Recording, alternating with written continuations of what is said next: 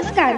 महाराष्ट्रातील विविध क्षेत्रातील बातम्या झटपट आपल्या मोबाईलवर पाहण्यासाठी लगेचच सबस्क्राइब करा राष्ट्रशक्ती लाईव्ह न्यूज आणि सोबत बेल आयकॉन प्रेस करायला विसरू नका. मी सुद्धा ते अजय बारसकर महाराज जे आहे त्यांची अगोदरची एक क्लिप जी आहे ती व्हायरल झाली होती, ती माझ्या वाचनात आली, बघण्यात आली, म्हणून मी तो मुद्दा आणि त्याने ते वाळेकर वगैरे जे आहेत लोक जे उभे केले, जे या जरांगेच्या सांगण्यावरून त्यांनी जी मारपीट केली कोर्टामध्ये, त्याच्याबद्दल 2 वर्ष जेलमध्ये होते, त्या सगळ्यांना उभं केलेलं होतं. त्याच्यामुळे साहजिकच जे आहे त्याचा विश्वास ठेवणं भाग होतं. आणि मग ते मी विधानसभेत सुद्धा 1 मिनिट त्याच्यावर बोललो सुद्धा.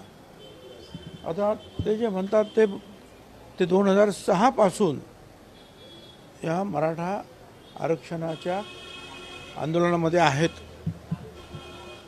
प्रत्येक ठिकाणी आहेत. ते मागच्या गायकवाड आयोगाच्या संदर्भात जी केस झाली त्यामध्ये सुद्धा ते भांडत होते.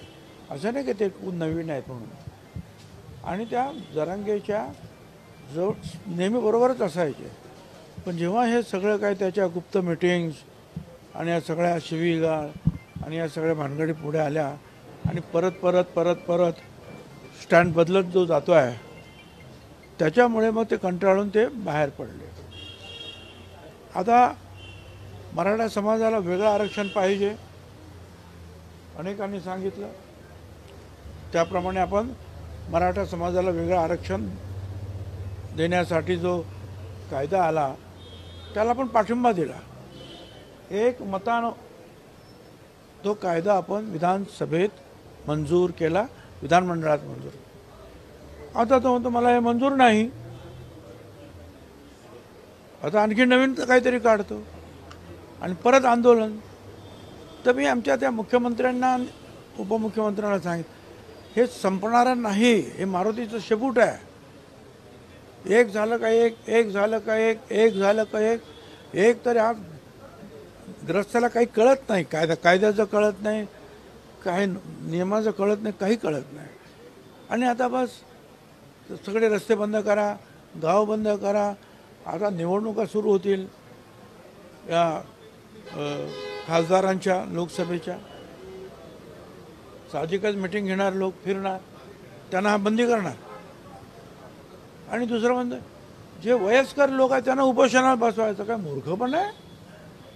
वयस्कर लोक, कुणाला काय व्याधी असतं, कुणाला काय व्याधी असते, आणि त्यातून जर ते उपोषणाला बसले आणि त्यांचे काही ऑर्गन्स जे आहेत 1-2 दिवसात जर फेल झाले तर हा काय करणार?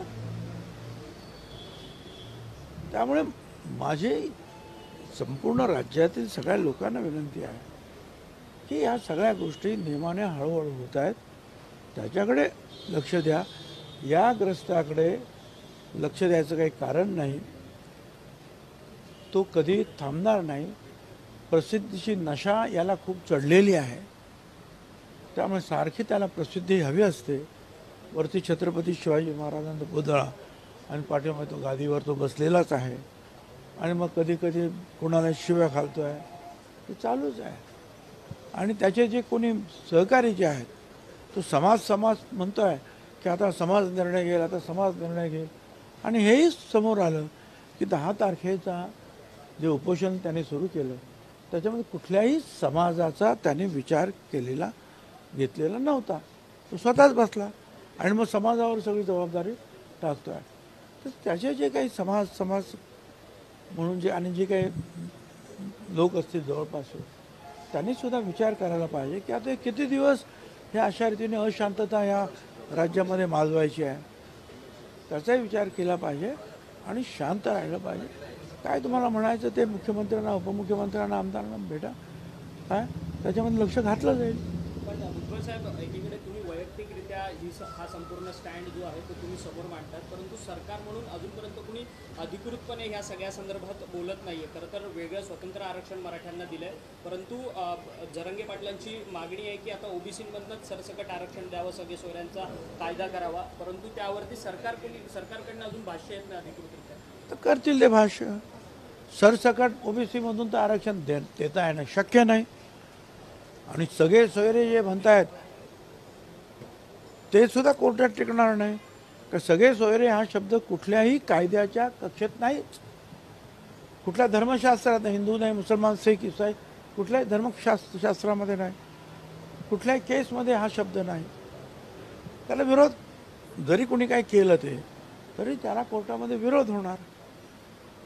आणि म्हणून जे आहे, आणि शेवटी काय, एखाद्याचे वडील हे शेड्यूल कास्ट असतील तर मुलाला भावाला शेड्यूल कास्ट मिळणारच. ओबीसी असतील वडील तर मुलाला भावाला मिळणारच ओबीसीचं. त्याच्यामध्ये विशेष काय, पण तो नुसतं काहीतरी करायचं म्हणून करतोय आता. परंतु सरकार कुठे समाजाला अंगावरती घेण्यापासून वाचतंय का? कारण की आता ठीक आहे, आता प्रत्येक पक्षाला शेवटी सरकार कोणाचं आहे, वेगवेगळ्या पक्षातून आलेल्या निवडून आलेल्या आमदारांचं आहे. आणि त्या सर्व पक्षांना असं वाटतं की आपण जास्त बोललो तर मराठा मतं जे आहे, जे याने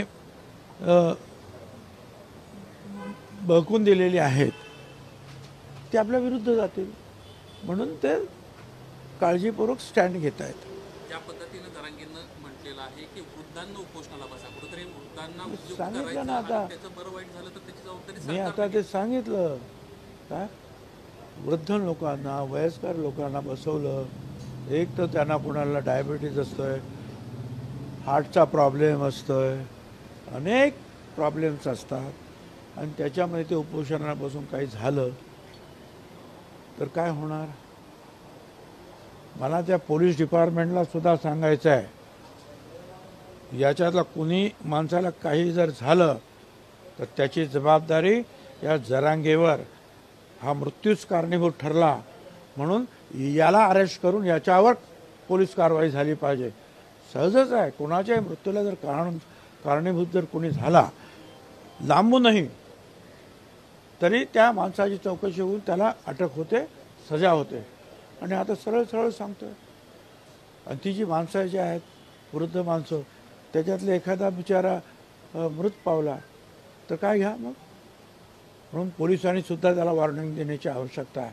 त्याला कायद्याचं काही समजतच नाही, आणि त्याला वाटतं कायदा मग त्याच्या घरातच आहे, हातात त्याच्या त्या हाताबाहेर जवळच बसलेला, तो म्हणेल तो कायदा. सध्याचा काळ हा परीक्षांचा महामार्ग अडवण्याचं आवाहन करतात. याला जोडून सध्याचा काळ जो आहे तो परीक्षांचा काळ आहे. 12वीच्या परीक्षा आता सुरू होतील आणि अशा आता हे रस्ते वगैरे ते बंद करणार. एक तर निवडणूक आता सुरू झाली, जवळपास निवडणुकीच्या मिटिंग व्हायला लागल्या तर घ्यायच्या नाहीत. बरं, 12वीच्या परीक्षा सुरू झाल्या, त्या परीक्षांचं काय होणार पोरांचं जर तुम्ही रस्ते बंद केले तर. त्यामुळे तो कुणाचाही विचार करत नाही आहे, तो फक्त स्वतःच्या प्रसिद्धीचा विचार करतोय बस. दुसरं कुणाचं त्याला काही घेणं पडलेलं नाही. म्हणून त्याचं किती ऐकायचं हे सुद्धा जे आहे मराठा समाजातील आमच्या बांधवांनी भगिनींनी ठरवायला पाहिजे.